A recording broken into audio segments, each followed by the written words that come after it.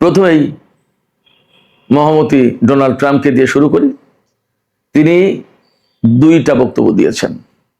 একটা বক্তব্য হচ্ছে ইরান চুক্তির জন্য পাগল হয়ে গেছে, চুক্তির জন্য আমেরিকার পিছনে পিছনে ঘুরছে, এবং তিনি বর্ণনা দিচ্ছেন যে শনিবারে যে হামলা চালাতে চেয়েছিলেন সেই ব্যাপারে বলছেন যে ইরান আমাদেরকে ফোন করলো, তারা আমাদের কাছে অতি বিনয়ের সাথে, তিনি ঠিক এইভাবে বলছেন, অতি বিনয়ের সাথে আমাদেরকে অনুরোধ করলো যে একটু আলোচনা করা যায়, প্লিজ আলোচনার সুযোগ আছে, যদি থাকে তাহলে আমরা একটা চুক্তি করতে চাই, আপনারা হামলা বন্ধ করেন।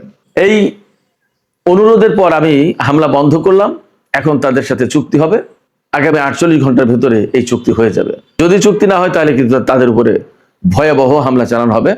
দ্বিতীয় বিশ্বযুদ্ধের পরে এত বড় হামলা আর হয়নি, এইরকম হামলা চালাবো। খেয়াল করুন, তিনি বলছেন ইরান হামলা বন্ধ করার জন্য অনুনয় বিনয় করেছেন, চুক্তির কথা বলেছেন, আবার বলছেন যে যদি চুক্তি না করে তাহলে দ্বিতীয় বিশ্বযুদ্ধের পরে সবচেয়ে বড় হামলা হবে। তাহলে কি করে ভাই, এ কথা মিলল না তো। যারা চুক্তির জন্য বা হামলা বন্ধের জন্য অনুনয় বিনয় করে তারা তো চুক্তিই করে ফেলতো এতক্ষণ, তাদের কি হুমকি দেওয়া লাগে? আসলে ডোনাল্ড ট্রাম্পের কথা মিলছে না, মেলে না, কিন্তু তবু আমাদের শুনতে হয় এই কারণে যে ঘটনার এক সাইডের নায়ক বা খলনায়ক যাই বলি, ট্রাম্প তো বটেই। তিনি কি বলছেন, কি করছেন, কোন দিকে যাচ্ছেন, তার পদক্ষেপগুলো কি কি, এগুলো তো ফলো করার একটা ব্যাপার থাকেই। আফটার অল এই যুদ্ধ তো তারাই শুরু করেছে, যুদ্ধের একটা বিগ পার্ট আমেরিকা এবং ডোনাল্ড ট্রাম্প। সেক্ষেত্রে তাদের এই সমস্ত কথা, রিপিটেশন, একই কথা বারবার ঘুরিয়ে ফিরিয়ে নানান রকমের সত্য মিথ্যার মিশেল দিয়ে বাট আমাদেরকে শুনতে হয়, উপায় তো নেই, আলোচনাও করতে হয় যে এই বললেন তিনি, এই হলো।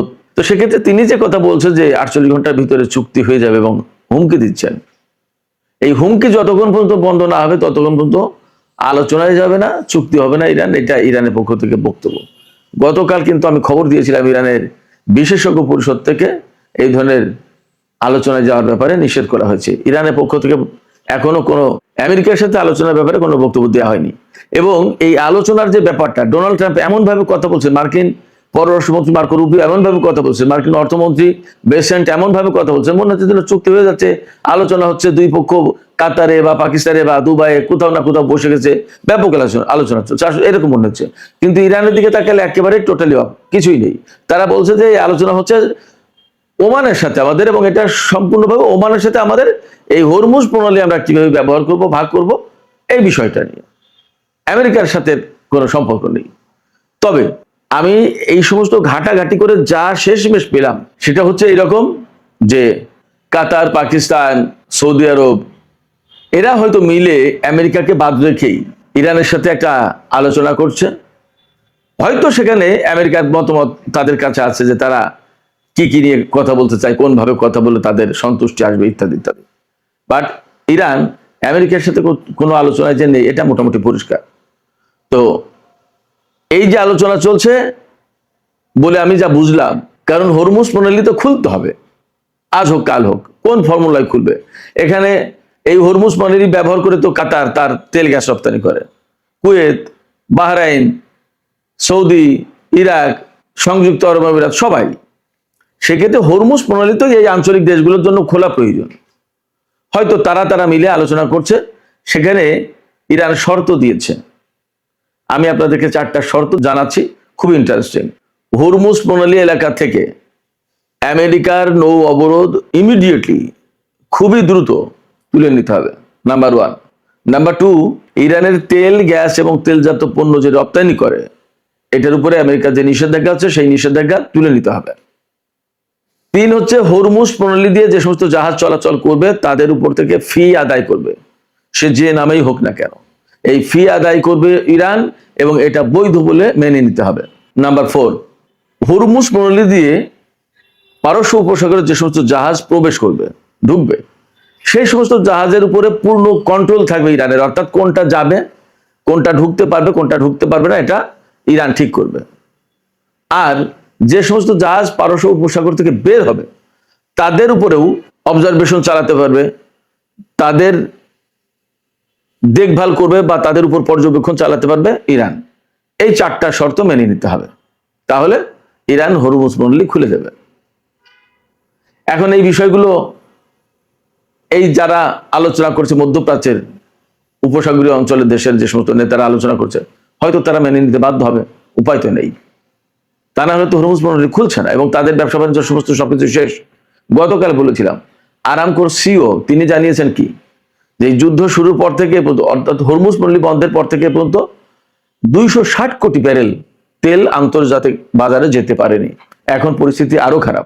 আমি একটু আগেই বলেছি যে ইয়েমেনের হুতিরা বাব আল মানদেব প্রণালী এবং লোহিত সাগরে যেটা অবরোধ আরোপ করেছে, যে সেখান থেকে সৌদি আরবের কোনো জাহাজ যেতে আসতে পারবে না, সৌদি বন্দর থেকে কোনো জাহাজ তেল নিয়ে বের হতে পারবে না, বাব আল মানদেব প্রণালী দিয়ে যেতে পারবে না। এই অবরোধের আওতায় এ পর্যন্ত 8টি জাহাজে তারা হামলা চালিয়েছে, 29টি জাহাজ ফিরিয়ে দিয়েছে যে যেতে পারবে না, পিছাও। আর গতকালকেই সৌদি আরবের একটি তেল ট্যাঙ্কারে হামলা চালিয়েছে এবং ভারতের একটি তেল ট্যাঙ্কারে হামলা চালিয়েছে।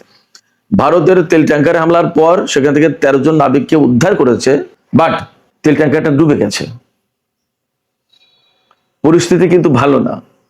এতদিন হরমুজ ছিল, এখন হরমুজের পাশাপাশি বাব আল মানদেব প্রণালী, লোহিত সাগর এই সংকটে। সেক্ষেত্রে তেলের বাজার বিশ্ব অর্থনীতি হবে কি? খুলতে হবে, না খুললে তো উপায় নেই।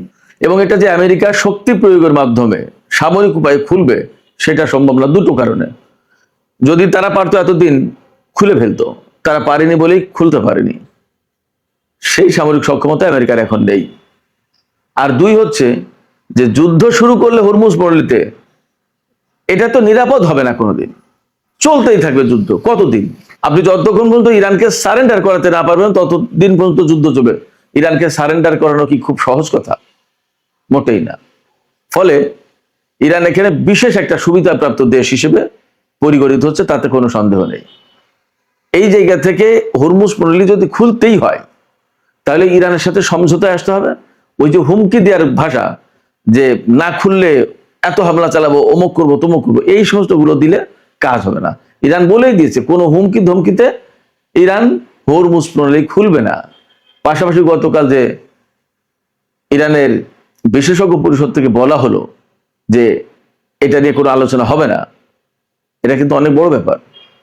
সেক্ষেত্রে আমেরিকার সাথে যদি চুক্তি না হয়, এই অঞ্চলের দেশগুলোর সাথে যদি ইরানের চুক্তি হয় এবং এই অঞ্চলের দেশগুলো যদি আমেরিকাকে বাধ্য করে যে ভাই তোমার অবরোধ সরাও, আমরা আর পারছি না, তাহলে সে কিন্তু বাধ্য সরাতে। এরই ভিতরে খবর পাওয়া যাচ্ছে নতুন করে সৌদি আরব তার ঘাঁটি এবং মাটি ব্যবহার করতে দিতে চায়নি আমেরিকাকে। সেদিনের যে হামলা, সেই হামলায় তো প্রধানত সৌদি যুবরাজ মোহাম্মদ বিন সালমান ডোনাল্ড ট্রাম্পকে ফোন করে ঠেকিয়েছে যে হামলা করলে একদম সর্বনাশ হয়ে যাবে, খবরদার। আবার ইয়েমেনিদের সাথে পর্দার আড়ালে সৌদি আরব আলোচনা করছে তাদের জ্বালানি এবং সহায় সম্পত্তির উপর যাতে ইয়েমেন হামলা না করে।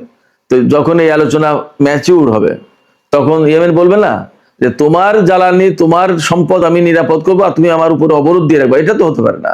সেক্ষেত্রে আমার উপর থেকে অবরোধ তোলো, আমার বিরুদ্ধে যুদ্ধ তুমি বন্ধ করো, শান্তিতে থাকি। তা না হলে তোমার বিরুদ্ধে আমার হামলা চলবে। এই আলোচনা চলছে ওমানের মাধ্যমে।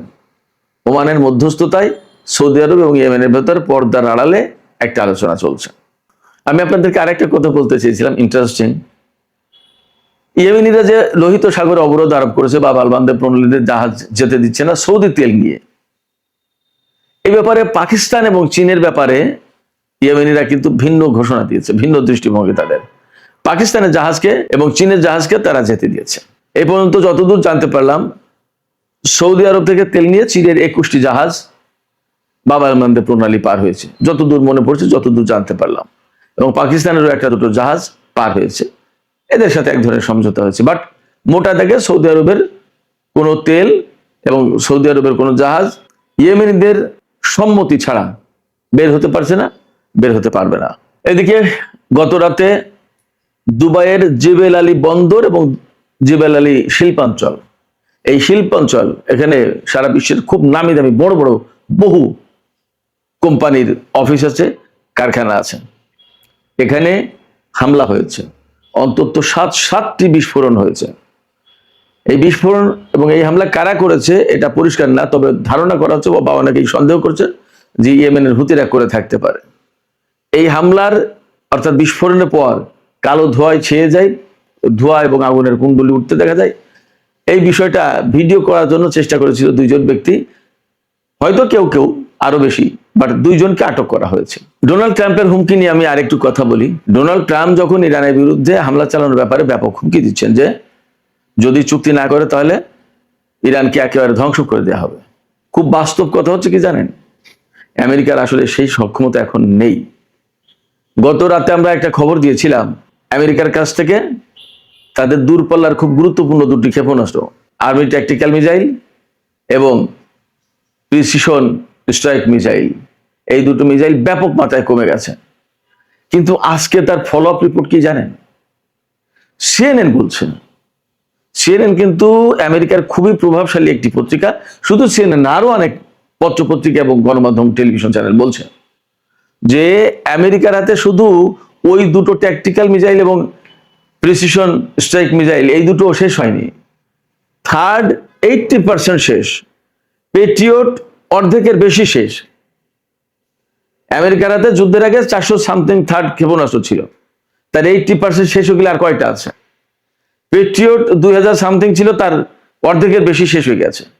আর ওই যে দুই রকম আর্মি ট্যাকটিক্যাল মিসাইল এবং প্রিসিশন স্ট্রাইক মিসাইল, যেটা এই দুটো তো প্রায় শেষের পথে।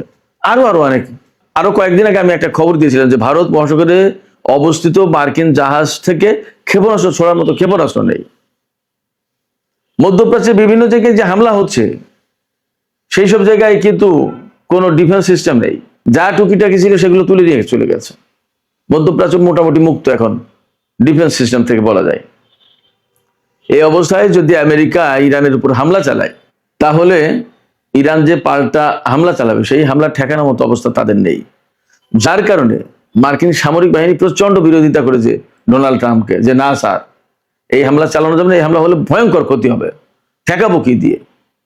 শুধু তাই না, মজার ব্যাপার হচ্ছে যে এই যুদ্ধকে কেন্দ্র করে 28শে ফেব্রুয়ারি যে যুদ্ধ শুরু হলো সেই থেকে এই পর্যন্ত বহু সংখ্যক মার্কিন জেনারেল, কর্নেল, মেজর জেনারেল, বিভিন্ন পর্যায়ের বহু সংখ্যক সেনা কর্মকর্তাকে বহিষ্কার করা হয়েছে, পদত্যাগ করতে বাধ্য করা হয়েছে, কেউ কেউ এমনি পদত্যাগ করে চলে গেছে এই যুদ্ধকে কেন্দ্র করে, মানে বিশৃঙ্খলা, মিসম্যানেজমেন্টের কারণে।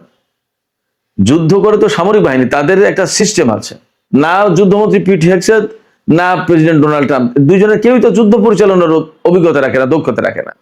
ডোনাল্ড ট্রাম্প যুদ্ধ যেভাবে পরিচালনা করছে সেটা হচ্ছে তার মনে যখন যা আসছে সেটা তিনি তাই করছেন। জেনারেলরা পাগল হয়ে যাচ্ছে যে কখন কোন অর্ডার দিয়ে বসে কিভাবে কি করব। সামরিক বাহিনীর যারা কমান্ডার, যারা জেনারেল, যারা বিভিন্ন পর্যায়ের নেতৃত্বে আছে, তারা তো জানে যে যুদ্ধের পলিসি থাকে, কিছু যুদ্ধের সিস্টেম থাকে, কোনটার পর কোনটা কিভাবে কি। ডোনাল্ড ট্রাম্প সমস্ত না, জাস্ট কমান্ড করেন এবং সেটা বাস্তবায়ন করতে বলেন। এটা কি সম্ভব? যার কারণে আমেরিকার বহু সংখ্যক সেনা কর্মকর্তা, এটা আমার কথা না, এক্সিওস আছে, ওয়াল স্ট্রিট জার্নাল আছে, অনেক পত্রিকা আছে, পদত্যাগ করেছে। তাদের অনেককে বহিষ্কার করা হয়েছে, অনেককে জোর করে পদত্যাগ করতে বাধ্য করা হয়েছে।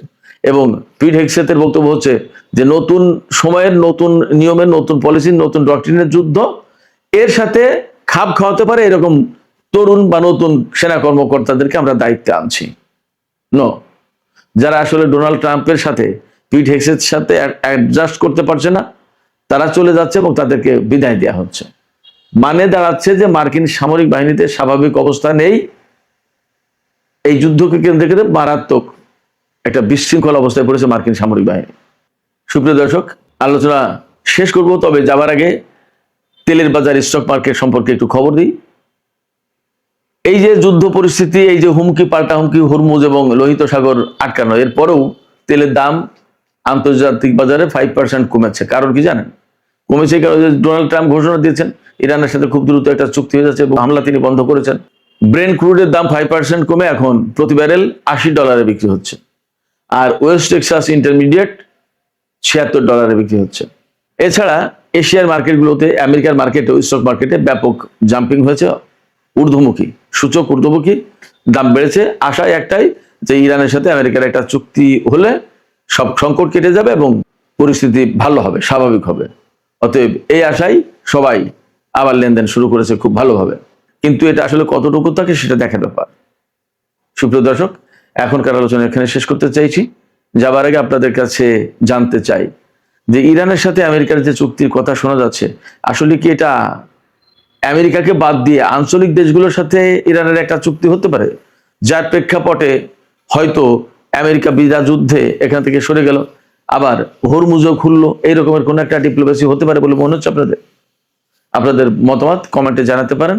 আর ভিডিও ভালো লাগলে লাইক, কমেন্ট, শেয়ার করবেন এবং চ্যানেলটি সাবস্ক্রাইব করে সাথেই থাকবেন।